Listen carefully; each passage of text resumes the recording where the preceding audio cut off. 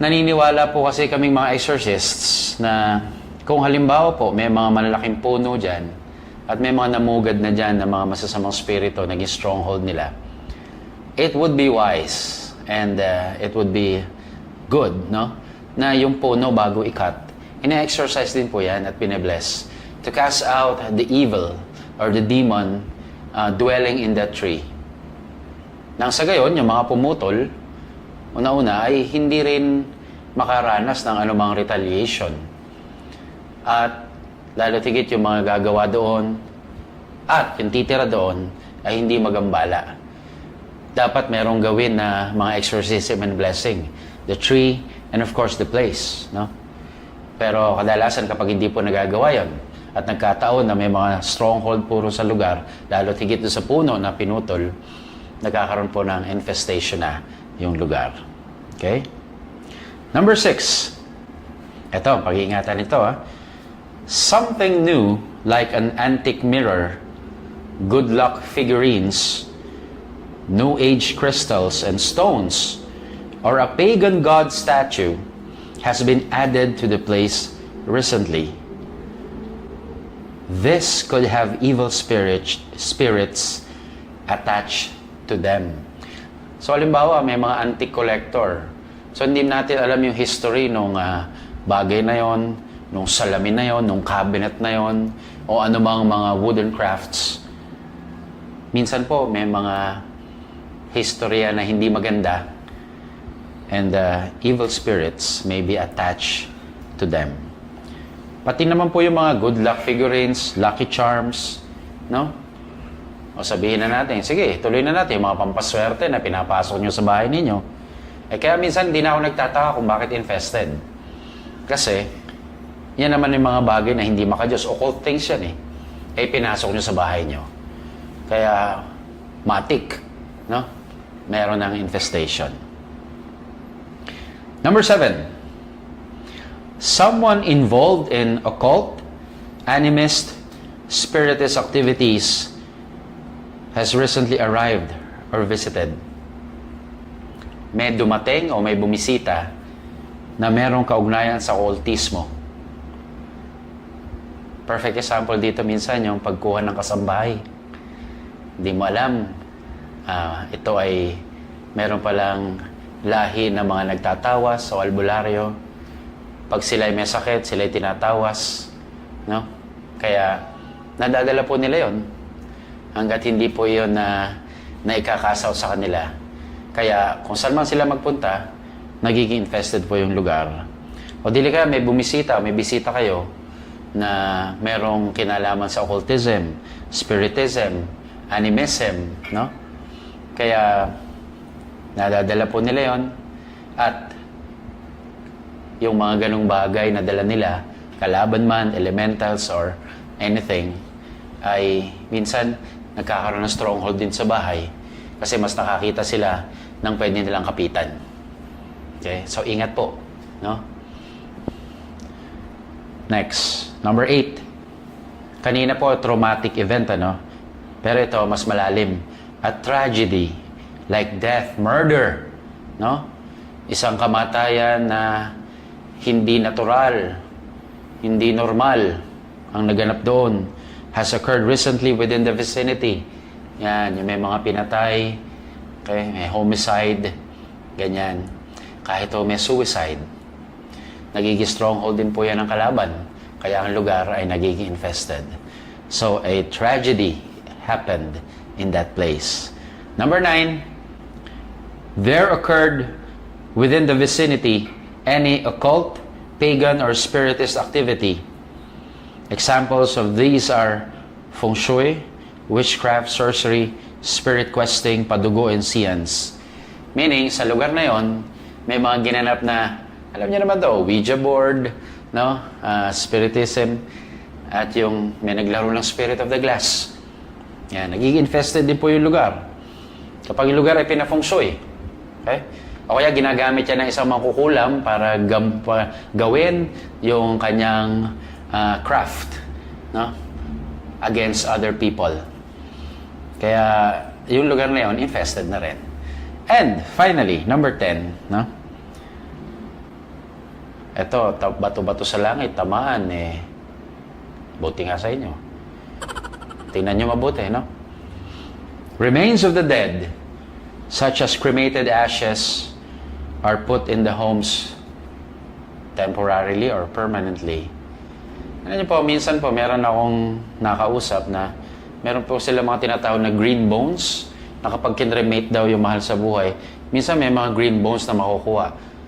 At swerte raw pag tinago yun ng pamilya. Huwag ko kayo maniniwala ron. Nagiging dahilan din po ito ng pag-anyaya ng masasamang spirito. No? Because yung pong remains o yung cremated ashes, no, na nasa urn, they must be put in columbaries, no? Mga buto sa mga ossuary. That's the proper way. That's the Christian way. If not the burial one, no? Yung the burial, yung paglilibing, okay? Yung talagang makakristyanong pagturing sa katawan ng isang tao. Kaya ingatan niyo po na manatili ito sa mga tahanan. At sabihan niyo po yung mga kaibigan niyo, kung may kilala kayo na kailangan asikasuhin niyo na ito'y mailagay sa dapat na paglagyan. Okay? Maaring 10 lamang ito, pero ilan lamang po ito sa mga dahilan kung bakit may mga infestation. Sana po balik-balikan itong video na ito at pag-aralan po ninyo, tingnan nyo, no? Kung may mga ilan dito ang ating nagagawa o dili kayo napapanatili natin sa ating bahay. So para po sa episode na to, yan po ang unang extraordinary demonic activity, infestation. And sana po sa atin pong pamumuhay, lagi nating maisaisip na Diyos lang mahalaga na. Sa katunayan, siya lang ay sapat na. Kung kaya't ang iba't ibang mga bagay na pinapasok natin sa tahanan, mga pampaswerte, at ano pa man na sa tingin natin magdadala sa atin ng kayamanan, pag hindi ho maka-Diyos, talaga pong hindi kailangan yan. Kaya po, sa Diyos lang tayo umasa, sa Diyos lang tayo kumapit, at nawa, protektahan po ng Diyos ang bawat tahanan dahil mahalaga po na tayo ay malayo sa kalaban. So keep on praying, no? Praying to God alone and not seeking help from other powers. Okay? Kaya po, yan ang paalala ko po sa inyo ngayon. And this is the Catholic way. Hold on to God, but only to God.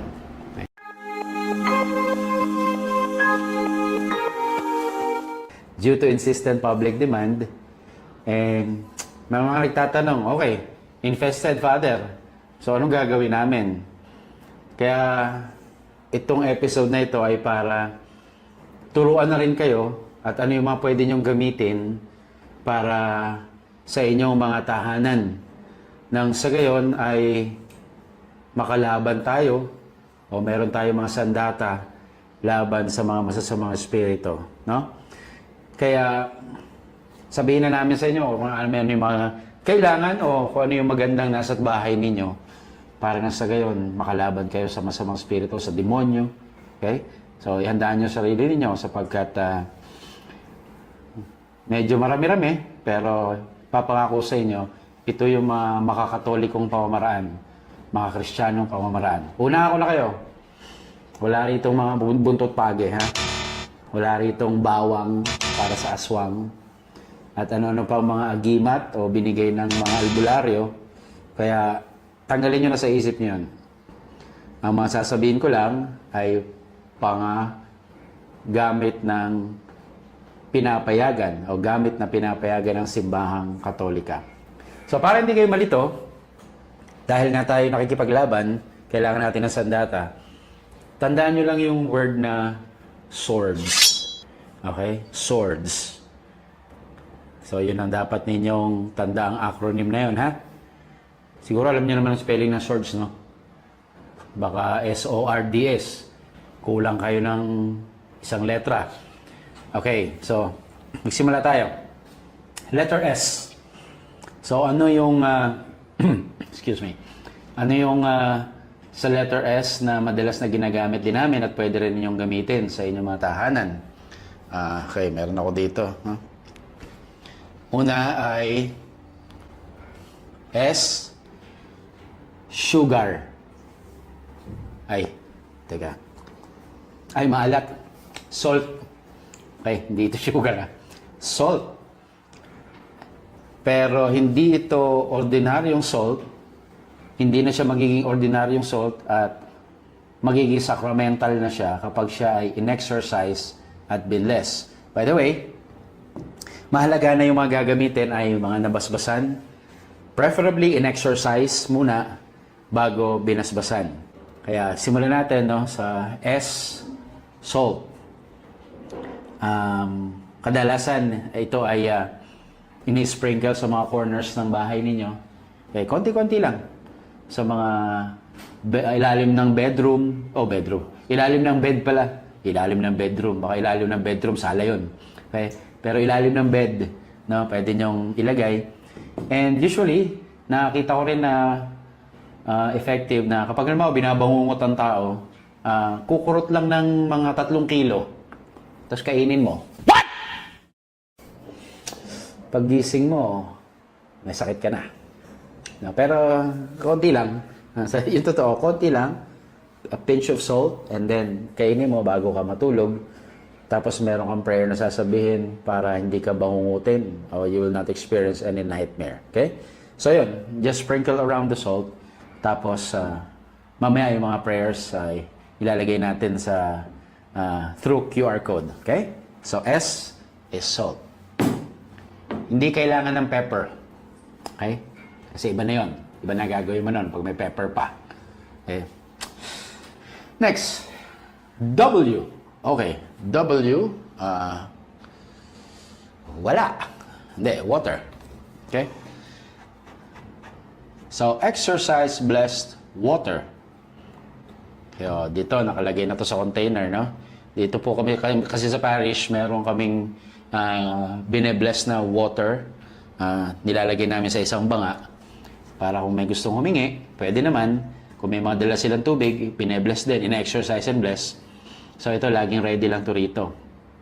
Pero ako personally, pwede rin naman, no, na yung potable water. Okay? Potable. Alam niyo ibig sabihin ng potable? Ibig sabihin, nadadala. Potable. Hindi, portable yun. Potable, ibig sabihin, naiinom. Okay? Naiinom. Potable. Wala yung R, ha? Okay. Pero pwede rin, portable. Hindi nadadala mo yung tubig. Portable and potable. Okay?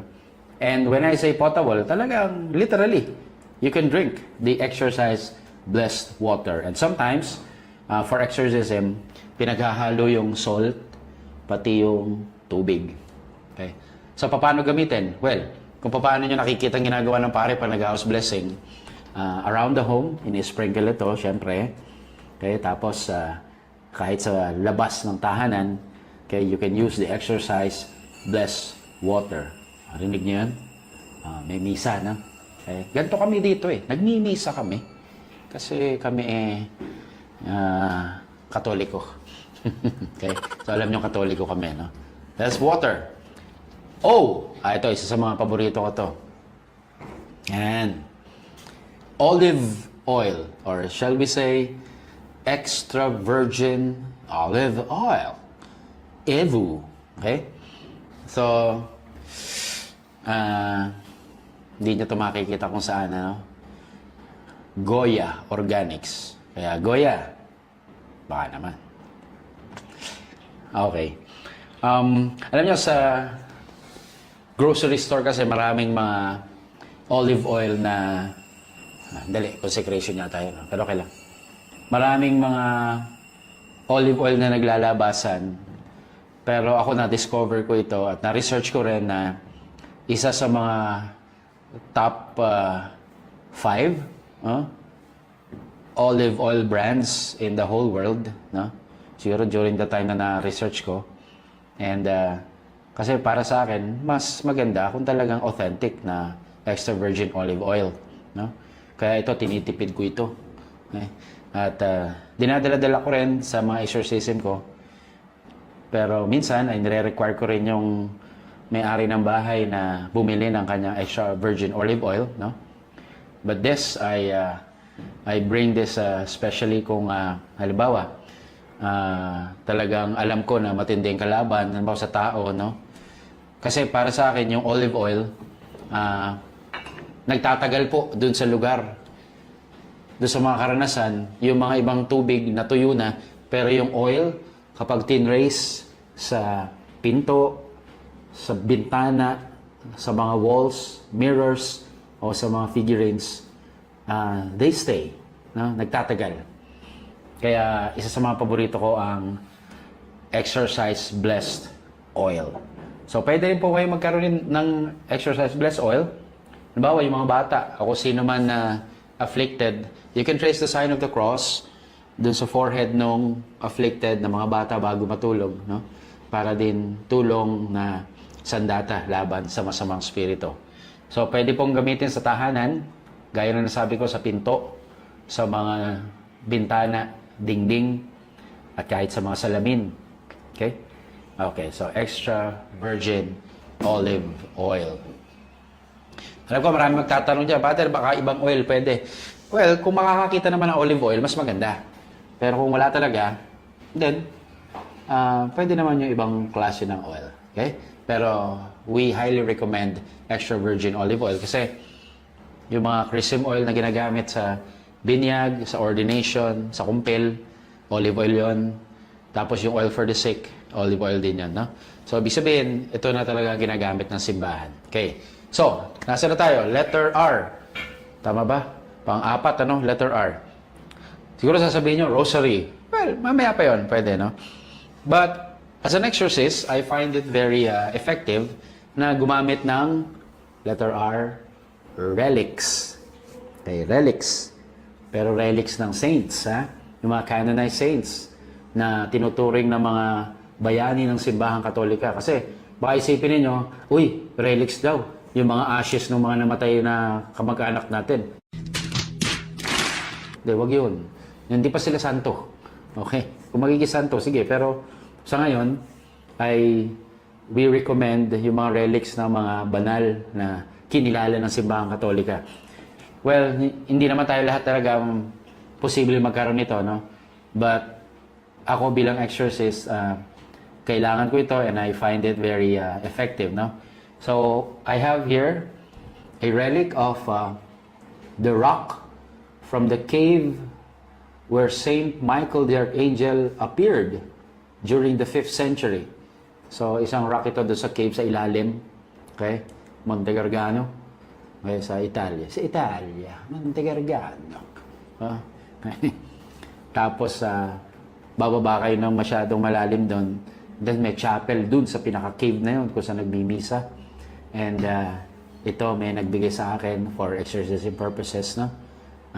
Rock of Saint Michael kung tawagin. At may papeles po ito, ibig sabihin na authentic. Okay?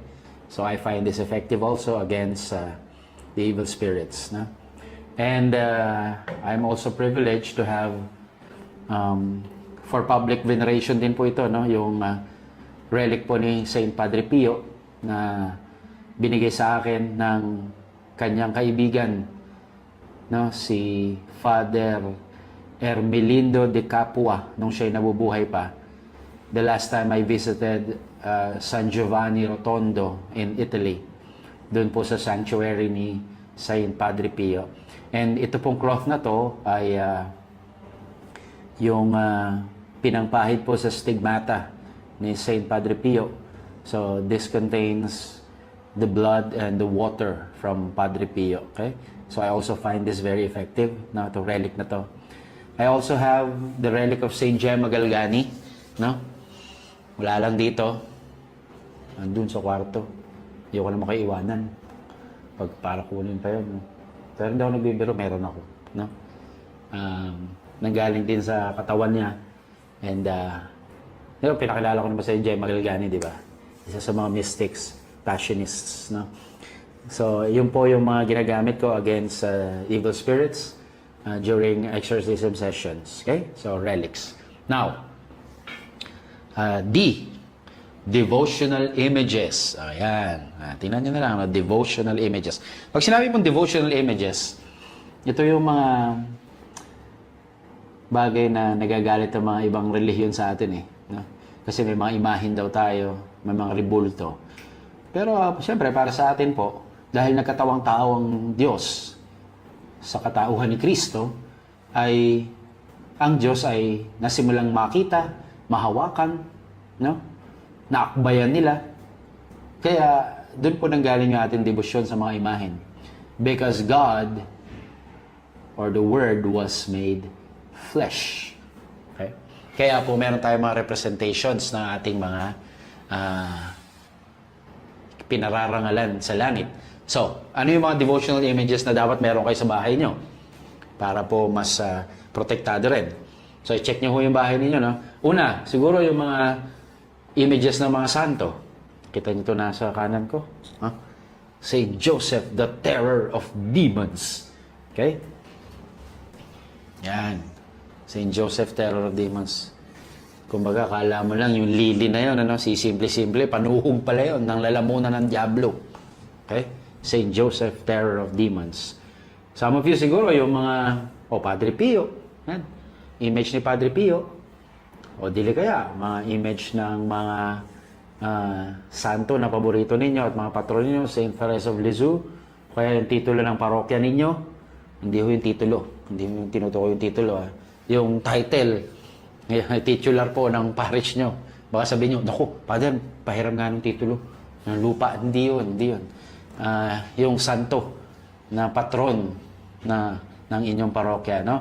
Magkaroon kayo ng mga imahen sa tahanan ninyo para po yung infestation maiwasan din. So, aside from the images of saints, you can also have images of angels. Di ba, no? O yan. Okay? Saint Michael at teka ha, tatlo lang ang ating kinikilala. Ulit ha, Michael, Gabriel, Raphael. Michael, Gabriel, Raphael. Dati may nagtanong, Father, bakit iba yung nakalagay sa screen? Michael, Gabriel, Raphael. Ang sinasabi mo, Miguel, Raphael, at Gabriel. Ay pareho din eh. O yun, masyado kang masyado namang stricto. No? Okay? So, yun lang po ang kinikilala. So, aside from images of saints, images of angels. And then, syempre, huwag mawawala ang imahin o larawan ng Birheng Maria. Okay? Marami namang mga Marian titles eh. Dito sa kanan ko, my favorite, Our Lady of Guadalupe. No? At tinan nyo yung mga ibang imahin pa ni Maria. Okay? Yan. Kirk. Ha? Kirk. Okay, si Guadalupe. Fatima. Lourdes. Yan. Ano pa ba? Marami kayong mga alam dyan. Perpetual Help. No? Immaculate Heart of Mary.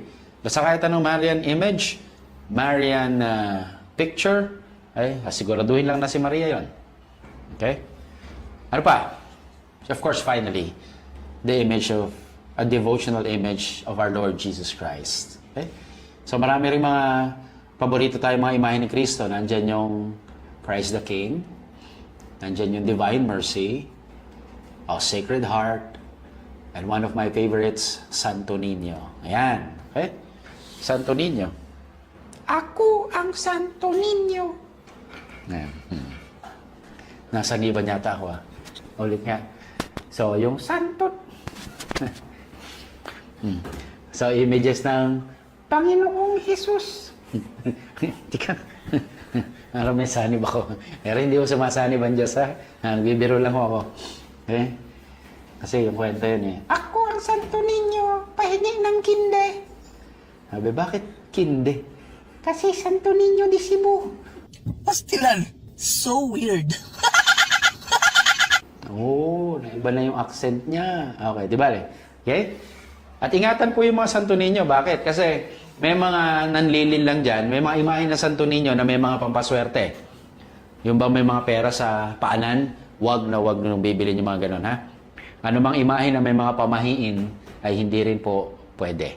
Okay? So that's the letter D, devotional images. And finally, sacred objects. Yan, sacred objects. So pwede kayo magkaroon ng ganito rin sa tahanan nyo sana, no? Sana po nakahalataan ninyo na nililinis natin yung bahay nyo, ha?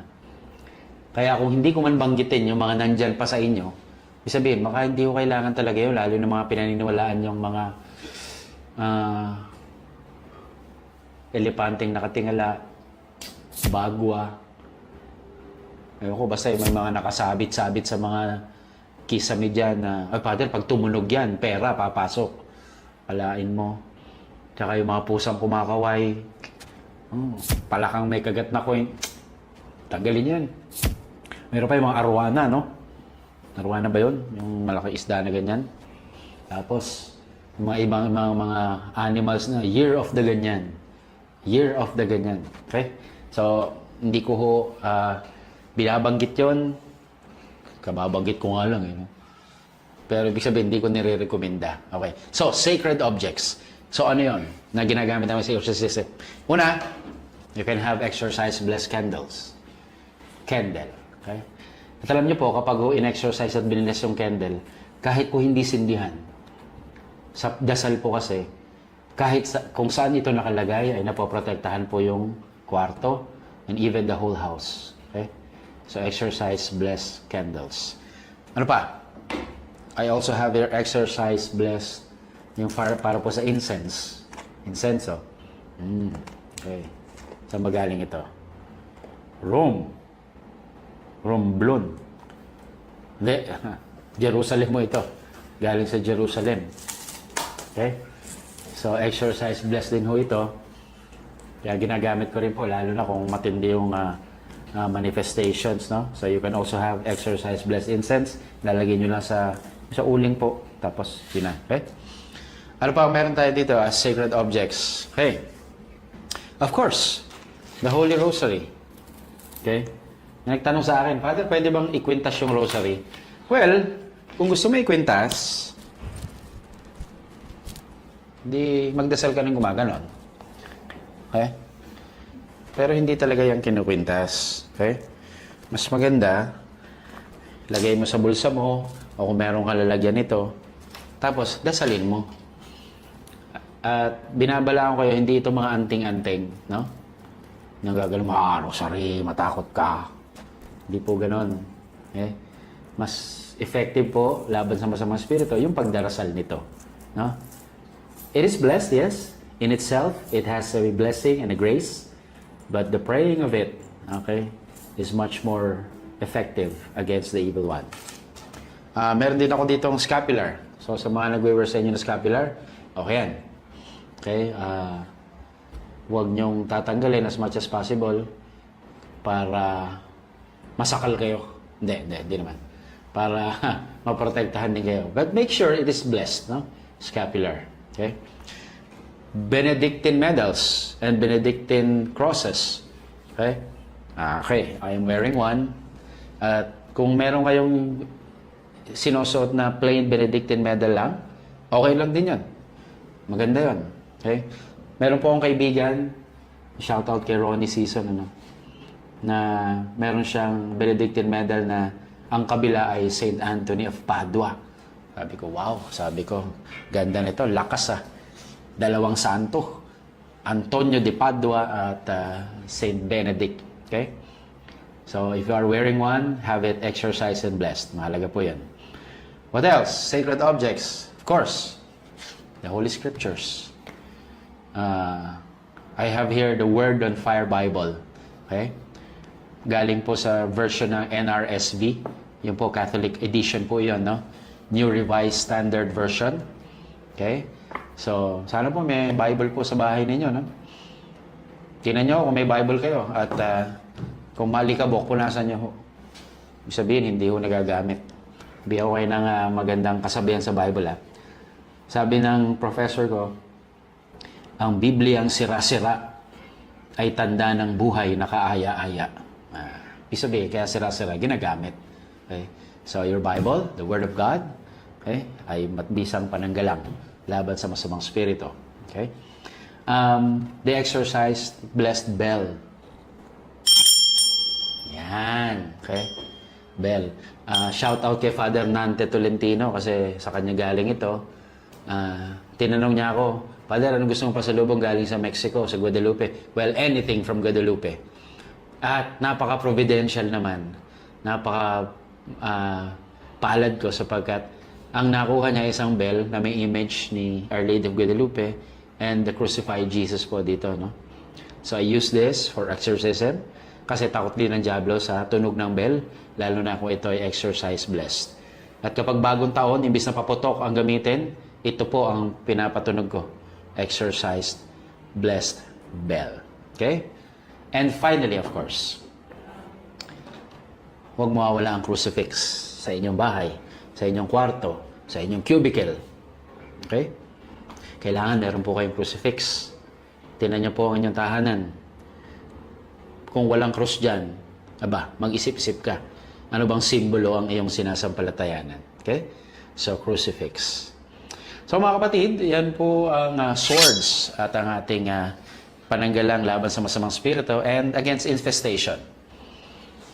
If you have these things, kahit na hindi kompleto, of course, yung faith ninyo, napakahalaga pa rin. No? And as promised, no? Tingnan nyo lang po itong QR code na to. Okay? Dito po. Tingnan itong QR code na to. Okay? Tama ba yung kamay ko? Ewan ko, hindi ko alam kung saan ilalagay ni Kirk yan. Okay?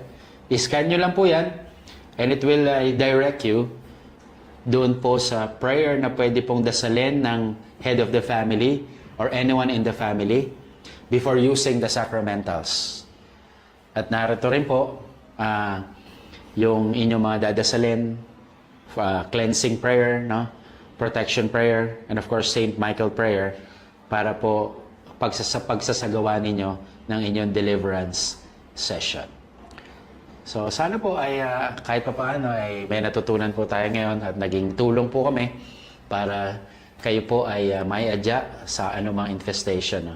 Pero lagi niyo pong tatandaan, kaya po ng sinabi ko, bakit po may infestation? Panlilin lang din po ang infestation, no? Ulitin ko lang. Bakit? Kasi ginagawa ng diablo, mag-focus tayo doon sa mga naroon sa bahay. Pero ang totoo, ang problema pala ay nasa ating mga tao. So we have to search into our hearts and look deep within. Baka hindi naman yung bahay ang problema. Baka yung tao mismo. Dahil ang naninirahan ay makasalanan. And look at the state of your soul. If you're not in the state of grace, and then, nandun ang problema. No? Kumbaga, dinadivert lang tayo ng diablo na, mag-focus ka sa bahay. Para isipin mo, ito ang problema, wala sa iyo ang problema.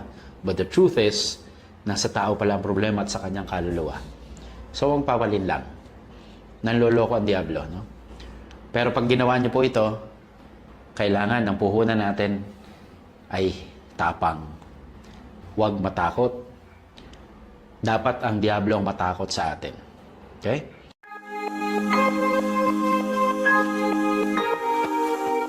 So magpatuloy po tayo ng ating discussion on extraordinary demonic activity. So yung una po ay infestation. Ang pag-atake ng demonyo sa mga bagay, sa mga lugar, at sa mga hayop. Ngayon po, medyo palalimin po natin, no?